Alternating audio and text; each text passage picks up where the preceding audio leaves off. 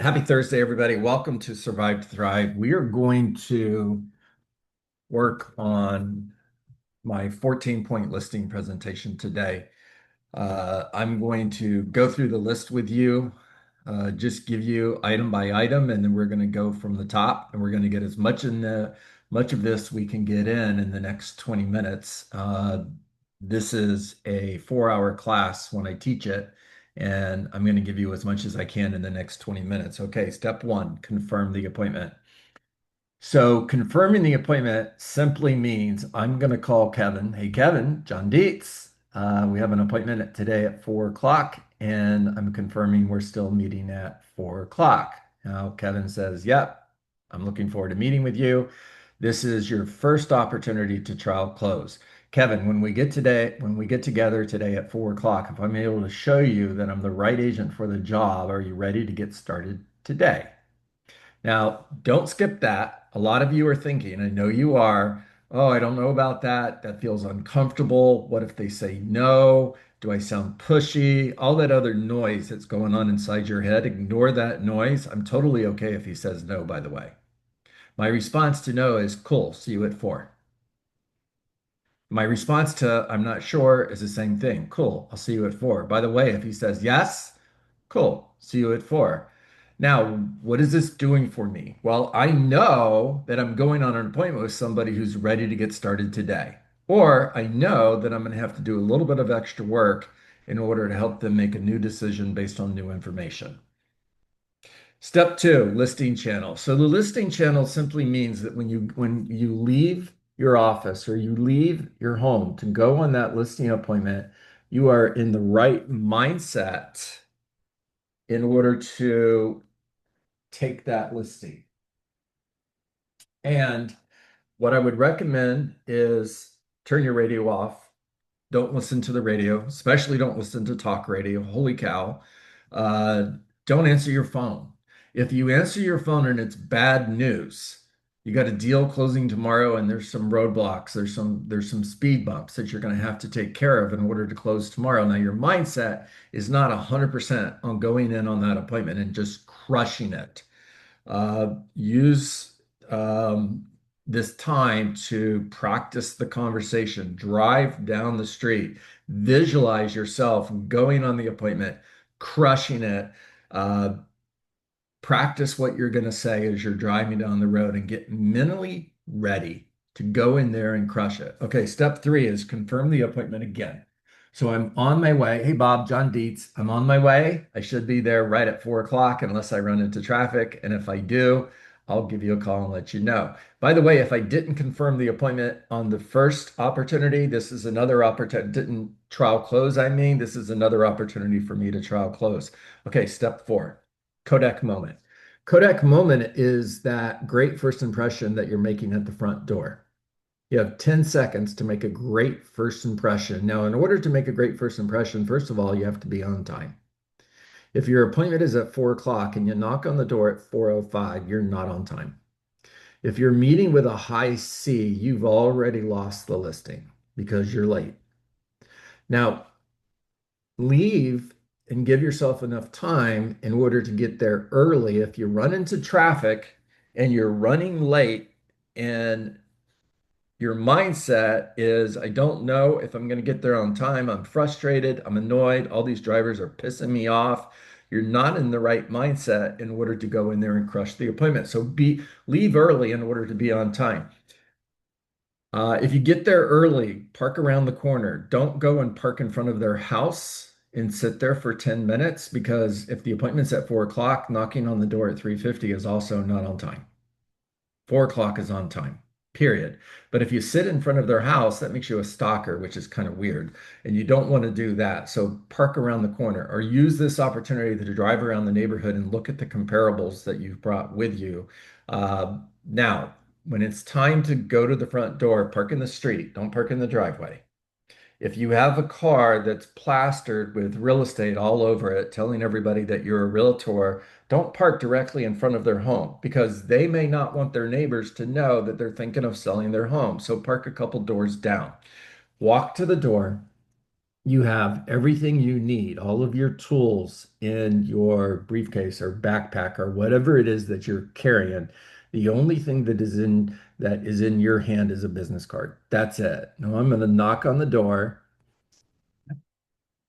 Angie's going to open the door. Hi, Angie. John Dietz. We had an appointment today at 4 p.m. and it's 4 p.m. May I come in? Every single time. Same way I'm going to greet every single person at the front door. Now, I'm going to ask, may I come in? If you just walk in the door, that's called breaking and entering. So ask permission to walk in the door. The moment I walk in the front door, wow, Debbie, you have a beautiful home. I'm so excited to be here, and I'm excited to have this opportunity to help you sell your home.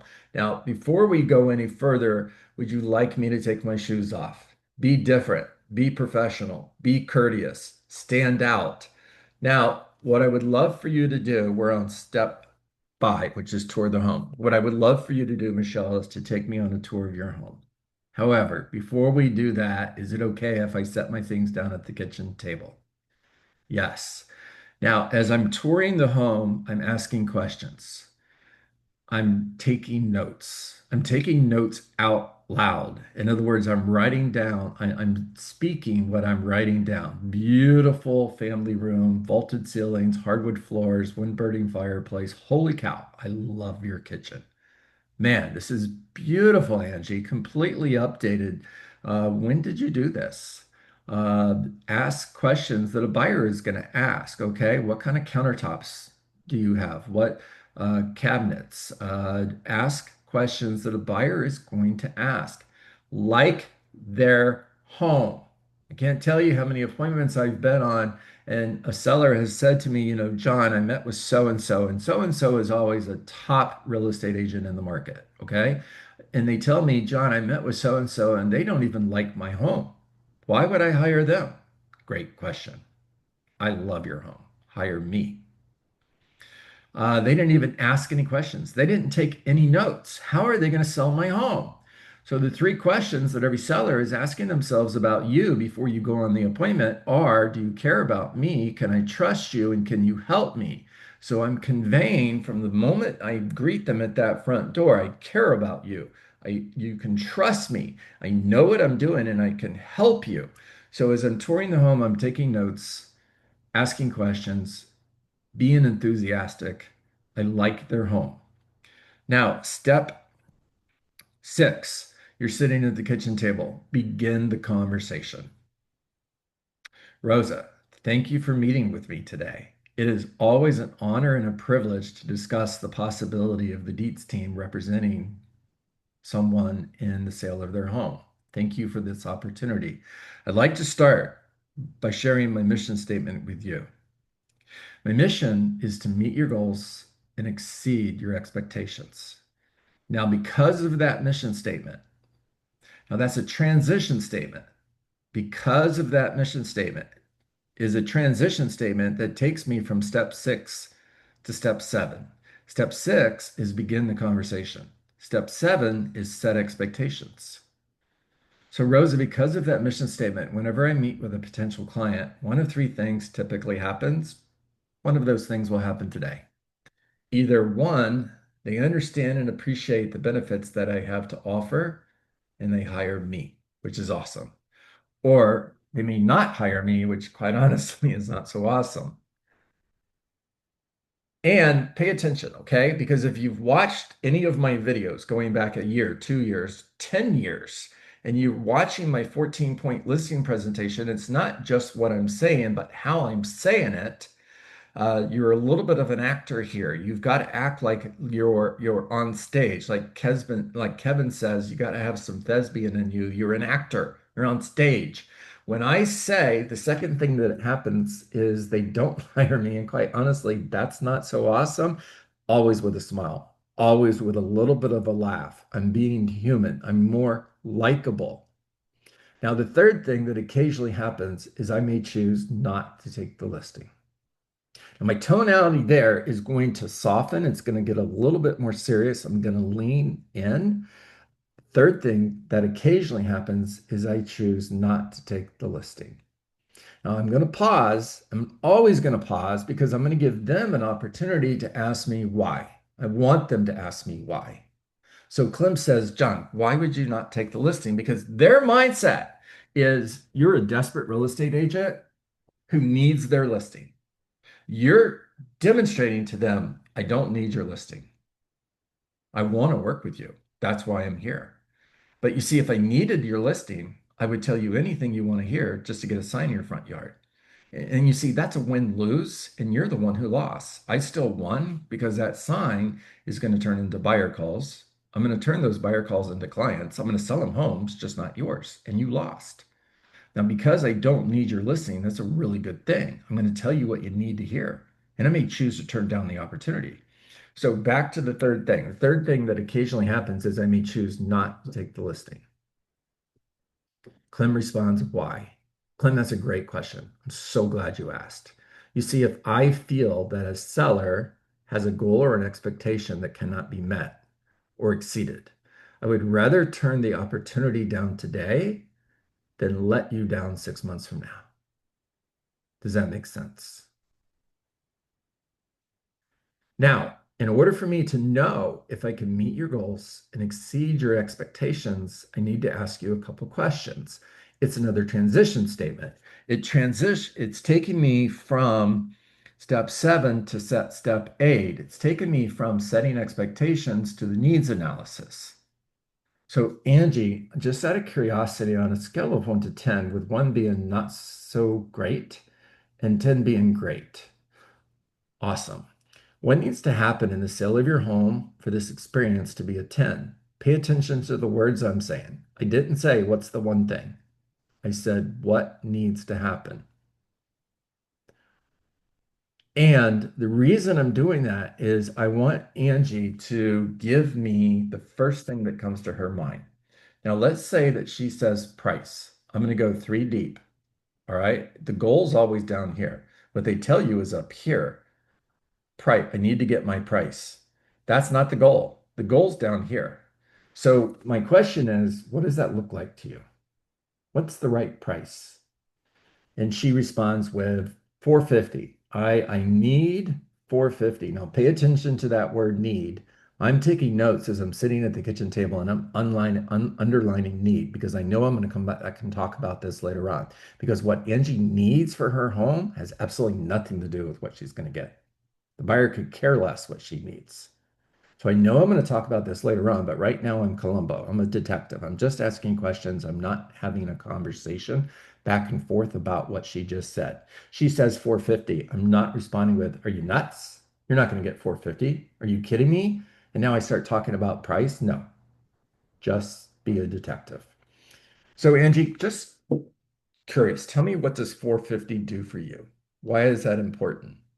And I hear I need the money in order to pay off my mortgage and buy my new home. There's the goal. Sell my home for enough money that I have enough equity to pay off my mortgage and buy a new home. There's the goal. It's not get my price. Now, if we can accomplish a second goal such that this would be a 10 plus experience, what's next? Sell it quick. So, Bob, tell me what a sell it quick look like to you within 30 days. Why is 30 days important? Well, I'm moving to Tampa to start a new job, and I need to be there by the end of October. Job starts in November, so I need to be under contract within 30 days. Got it. Now, I'm going to keep going until they run out of goals. In other words, what's next? What's next? What's next? What's next? Until they tell me that's it. Now, in my experience, 3 is usually what you're going to get. Maybe 4, seldom more than 4 goals. Step 9 is prioritize their goals, prioritize their needs. So let me go to somebody I haven't talked to yet. Change the screen. Michelle, I've already talked to you. Tara, hi Tara. Tara, if we could nail one of these goals and barely miss the other 2, what's number 1? Now Tara says price. Now remember everything we talked about so far. Okay, so I'm going to read it back to her. So Tara, here's what I'm hearing. If we get 450 for your home, so that you have enough money to pay off your mortgage, get to the motivation, okay? If we sell your home for 450 so you have enough equity left to pay off your mortgage and buy a new home. However, it takes longer than 30 days to get your property under contract and you're not closed in time to move to Tampa and start that new job in November. That's a 10. Now, what do you think Tara's going to say? She's going, no, I got to have my Yeah. home. I got to have my home, right, Tara? So Yep. Got to what be there. what am I helping Tara do? See, before I got there, she doesn't even know what her goals are. I'm helping her self-discover that selling her home within 30 days is more important than getting her price. Yeah. Now, when we get to the pricing part of the conversation and Tara wants to hang on to that price, I'm simply going to take her back and say, Tara, when we talked about your goals, getting your home under contract within 30 days so that you can get to Tampa and start your new job by the 1st of November was the most important goal to you. And I understand that you feel like you need 450, but if the market says 425, what are you doing? And just Yep. quiet. Terry's going to say, you know what? You're right. Let's list it at 425. This is why listings sell versus listings sit, because you master conversations like this. Now, the rest of the 14-point listing presentation, just because we're running out of time, step 10 is trial close, which is if I'm able to show you, Mara, if I'm able to show you that I'm the right agent for the job, listen to all the embedded commands, play the video back and just count how many embedded commands you hear. If I'm able to show you that I'm the right agent for the job in order to accomplish all of these goals, and I've got my thinking pad in front of me and I'm taking notes and I'm pointing right to the goals that you gave me. If I'm able to show you that I'm the right agent for the job in order to accomplish all of these goals, are you ready to hire me today? Yeah. Cool. Let's get started. Now, step 11 is satisfy those needs. And this is your marketing plan. This is how you service your listings. This is what you do. This is what I'm going to do to get Tara's home under contract within 30 days so that she can move to Tampa and start that new job by the beginning of November. Step number 12 is strategic pricing conversation. And step 13, there's 14, but I did this from memory this morning, so I'm forgetting one of my 14 steps. Step 13 is close, which is simply, are you ready to get started? I didn't talk about commission, by the way. It's assumed. My commission is my commission. And we're going to talk about it when we fill out the paperwork. And if they ask me, what's your fee? Oh, yeah, my fee is 3% to represent you. And then whatever we agree on to um, compensate the agent who's going to bring you a buyer. Ready to get started? Now, if I hear anything but yes, my next response is cool, understood. Just out of curiosity, on a scale of 1 to 10, 1 being you don't like a thing I said, and 10 being I'm the right agent for the job. Where are we at? John, you're an 8. What would it take for us to be a 10? I think your commission's too high. Got it. So if I were willing to lower my fee today, are you ready to get started? Yes. Can I share with you why that concerns me? All right, guys, raise your hand, talk to me.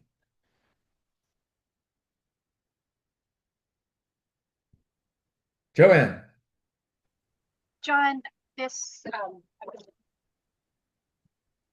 you're breaking up.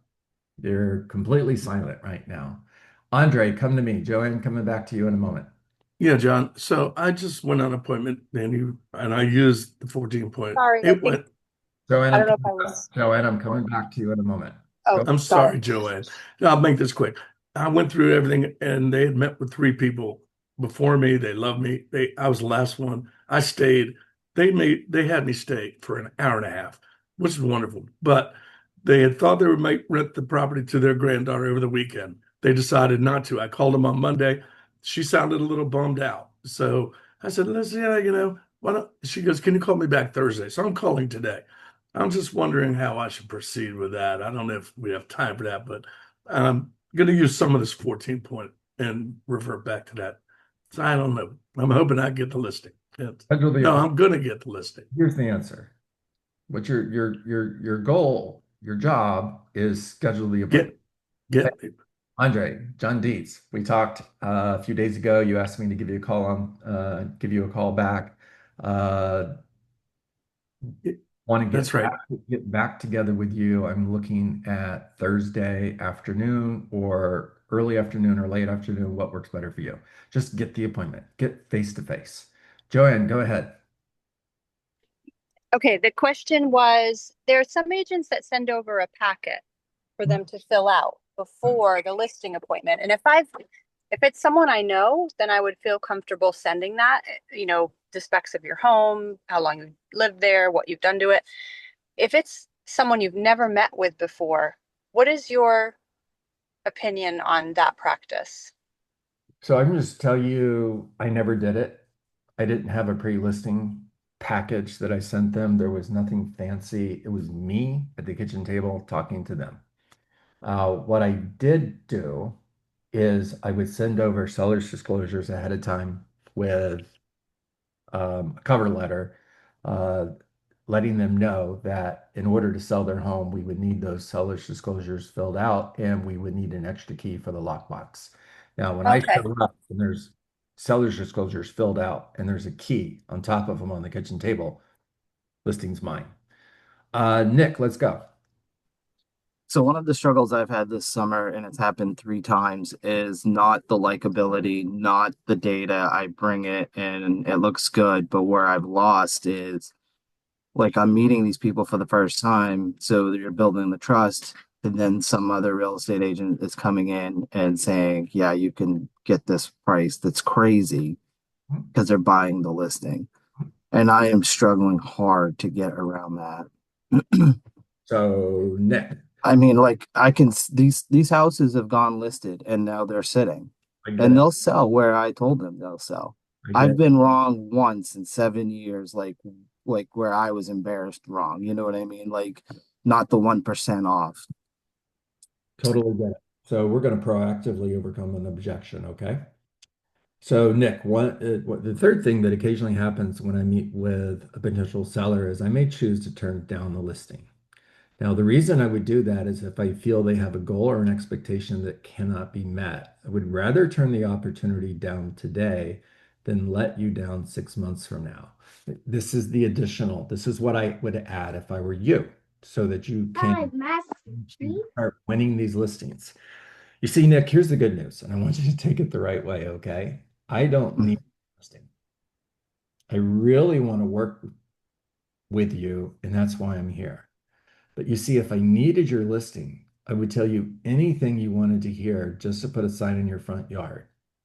And because I know you're meeting with other real estate agents, I know you're going to meet with someone who needs to take your listing. Now, they're going to tell you anything you want to hear. For example, they're going to give you a price that they know your home isn't going to sell for just to get a sign in your front yard. Now, I'm not going to do that. I'm going to tell you what you need to hear in order to get your home sold. After all, that's what you want, isn't it? Yeah, I gotta get that in there. There you go. Start adding that. Okay, let's go, Sean. Thank you. John, did you ever bring anything with you? I know you're taking notes during the conversation, but did you ever bring anything with you with your script, things you were going to say to keep you on track, just in case that conversation kind of went into left field? Well, no, I didn't. But I've also got it internalized at a level where I couldn't forget it if I wanted to. So here's the other thing I would do though, is just write down one word, put it on a sheet of paper in front of you, okay? So when you're at the kitchen table, you're beginning the conversation, you write down the word gratitude. You go right from gratitude to mission statement. So that's the next thing you're going to write down. The next thing you're going to write down is expectations, then needs analysis, then prioritize needs, then trial close, then satisfy their needs, then strategic pricing conversation, then close. If you write those words down, it'll keep you on track. Thank you. All right. I've got 9:36. That's a wrap. I hope you guys got great value today. This will be on YouTube later today. Watch it over and over again. I would suggest that you write it down. There's direct connection from your pen to your mind. Writing it down, you're going to internalize it. If I know Joe, he already put a link to the actual 14-point listing presentation in the chat. I didn't look, but I'm assuming it's there. And make it a great day, everybody. Thank you. Thank you, John. Hey, everyone. Hey guys, just check the chat. Love seeing all you guys on the coaching calls. We'll be on at 11 Eastern time. The link is in the chat, so the more the merrier. Show up and blow up. There you go, buddy. See you soon. This Michael. was awesome. Thank you. I love your meetings, Michael. Again, I have another showing today. I will be back Monday. Promise. I'm not mad about you having success. Keep getting Thanks, it. brother. We love you. Take care. See ya. Bye-bye. Bye. Go get him, everybody.